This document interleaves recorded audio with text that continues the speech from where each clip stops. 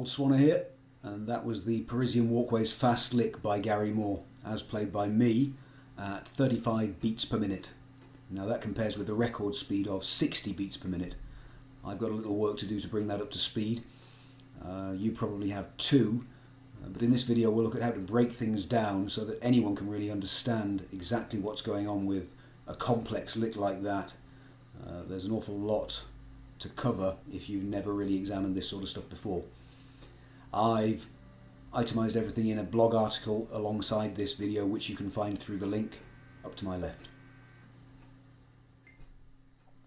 I've never really understood this lick, although I've known of it and messed with it since the 80s. 35 odd years probably since I first tried this one. I could sort of bluff something that sounded a bit like it back then. I can still bluff something that sounds a bit like it now, but I figured why not actually get down and really get my head around what's going on. So the first thing I did was to chop out the lick in question, slow it right down in a digital audio workstation and pull out the individual beats, which we shall now examine in isolation. So I've drawn up the first beat on the screen. This would actually be played more likely if the player is tapping their foot with a swing foot tap. Down, weight, up, which feels about right to me, but for the purposes of learning and teaching this, I have magnified the single beat that this fills on the record into a full bar of 3 beats. Now the count for that would be 1 and 2 and 3 and as written, and if I put the notes on, that would sound like this: 1 and 2 and 3 and 1 and 2 and 3 and 1 and 2 and 3 and 1 and 2 and 3 and 1 and 2 and 3. And you can hear the original version of that slowed way down to 25% speed, I think, in the accompanying blog article linked to my left. Now here's the second beat laid out in similar fashion. Once again stretched across 3 beats, 1 beat turned into 3 for ease of access, if you like, and you can hear the original slowed down to check that what I've presented is pretty much in the ballpark. This time we've got the same foot tap. There's going to be 1 and 2 and 3 and, but the rhythm of the notes we play will be 1 and 2 and a 3 and a 1 and 2 and a 3 and a. So we're into semiquavers for that second half of this magnified bar. If I now play that through, nice and easy to start, I'll begin. The bend will be hanging over from the first bar. We could just play a 10.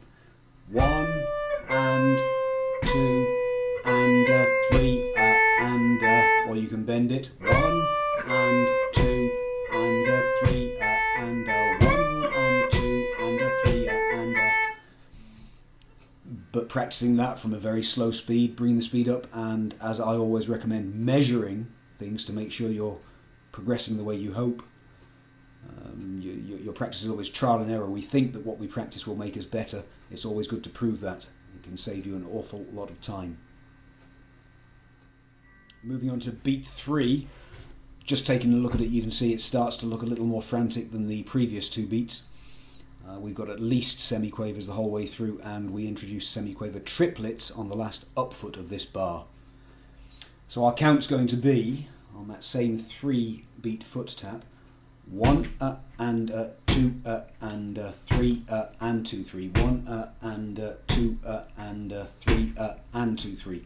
And if I try and speak that and play it at the same time, it would be 1 and 2 and 3 and 2 3, 1 and 2 and 3 and 2 3. The semiquaver triplets fill half of a beat. The first half of that third beat has 2 notes on it. This is giving us 5 semiquavers in a single beat, which we'll now take a slightly deeper look at. The third section of this magnified beat which we're examining contains what's known as 5/16 timing. That means 5 semiquavers per beat. Now that could be 2 notes on the down foot and 3 on the up, as we've got here. It could also be 3 notes on the down foot and 2 on the up foot. They're both approached similarly, and once you have the idea, you'll be able to use this anywhere you come across it. We'll also see the same timing in beat 4, So getting your head around this is going to be important. In our example here, the count will be 3 and 2 3, 3 and 2 3, 3 and 2 3, and with the notes on it, that would be 3 and 2 3, 3 and 2 3, 3 and 2 3. And the way I normally teach people to do this, if there's any problem getting that working, is to examine really the two halves of this beat in isolation, and I'll do that by replicating each half on the other half. Let me just put the tab up so you can see what I mean. So we'll just get the shape of the first half of this beat, but we'll play it on the up foot as well, which would be with the counters written 3 and 3 and 3 and 3 and that proves to the student there's no problem with the first half. And then we do likewise with the second half. We're going to replicate the semiquaver triplets that will be only on the up foot in our challenge at hand, but we'll put them on the down foot as well. The count here is going to be 3 2 3 and 2 3, 3 2 3 and 2 3, or if I play the notes with that, would be 3 2 3 3. Let me say it right. 3 2 3 and 2 3, 3 2 3 and 2 3, 3 2 3 and 2 3, 3 2 3. And that's faster than I can say it. You'll notice that I've been writing English words under to sort of give the gist of the rhythms we're playing. The previous one I'd called chicken, chicken, chicken, chicken, and this is for mental ease of access. The latest one I just played I would call hickory, dickory, hickory, dickory. So we've first got chicken on the down foot, chicken on the up foot, then we've got hickory on the down foot, dickory on the up foot. What we're after to get the actual beat we want working is chicken and dickory. It would sound like this. Chicken, dickory, chicken, dickory, chicken, dickory. And if you try doing that sort of thing in time with a metronome, you should find you can work the speed up pretty quickly. It's mostly in the brain until you start running into problems with the physicality of this. That's a different issue, and there's an article that's linked in the accompanying blog article if you're struggling with these pull-offs. They're not easy, 3 fingers per string.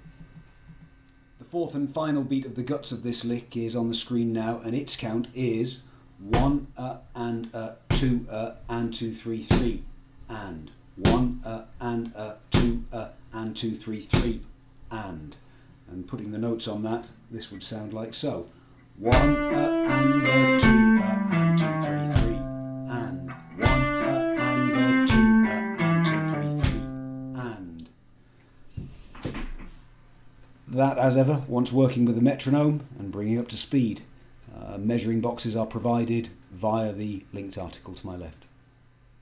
Once all the 4 beats are working, we can start building things together, and I recommend putting the first beat and the second beat together to begin, and then we'll do likewise with beats 3 and 4, giving us half the lick each, and finally bolting those together. Now I'm just going to introduce my old friend Drummer's Pulse from drummerspulse.com. That's drummers-pulse.com, a free metronome you can use online, and it will count for me.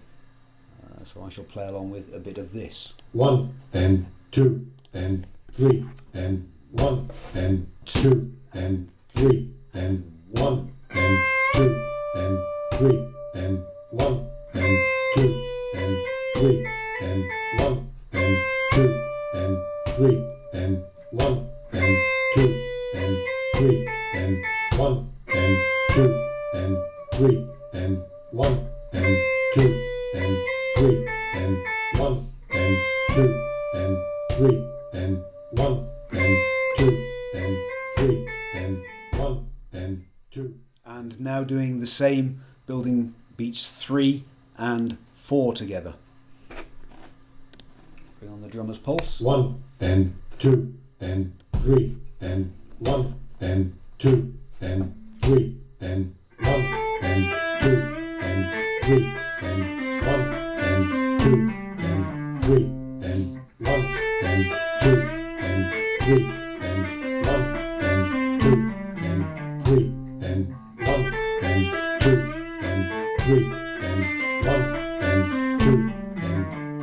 and 1 and 2 and 3 and 1 and 2 and 3 and 1 and 2 and 3. And then putting the whole thing together, again with the metronome.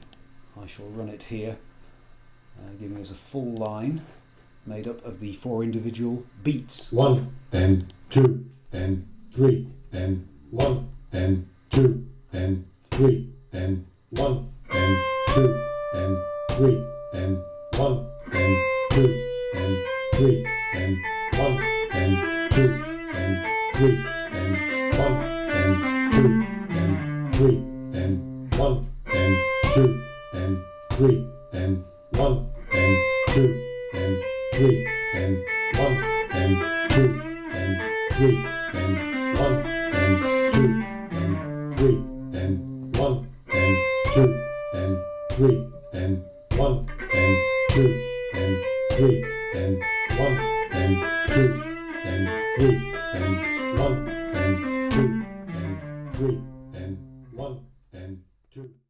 With the 4 beats we've examined here, making the hard bit really of the challenging lick, it should be easy enough to plug that in with the lead in and the other bits which I've tabbed up on the article linked to my left. You can also download there a MIDI file for the backing I'm about to use, just going round and round this little loop, to see if you can match up and then push the speed on it. This MIDI file is running at 30 beats per minute compared with a record speed of approximately 60. So I've certainly got some work to do to bring this up to speed should I ever wish to gig it. Right, let's flick this on, let's see how it sounds.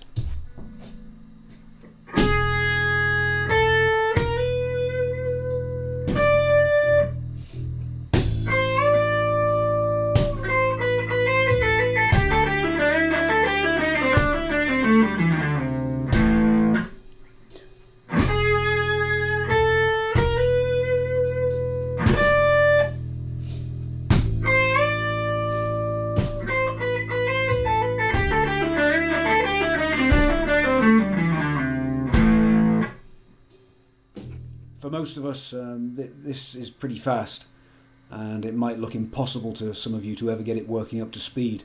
But if that's the case, I mean, the first stage is to make sure you can do it, and to find out what speed you can do it at, comparing that to the record, and then just to make sure you keep progressing towards that record speed. If you keep adding beats per minute, eventually you'll get where you need to be. And on the accompanying article, there's a link where you can download progress sheets for all the examples that we've looked at here, to keep track of your top speeds and make sure that you're going to get there someday. If there's anything you think I haven't covered here, then feel free to comment under this video, or in particular on the Taplature website, in the comments under the accompanying blog article, or in the Taplature forum there. I'm always on hand to discuss not only my stuff but anything else that interests you. Maybe I'll see you there.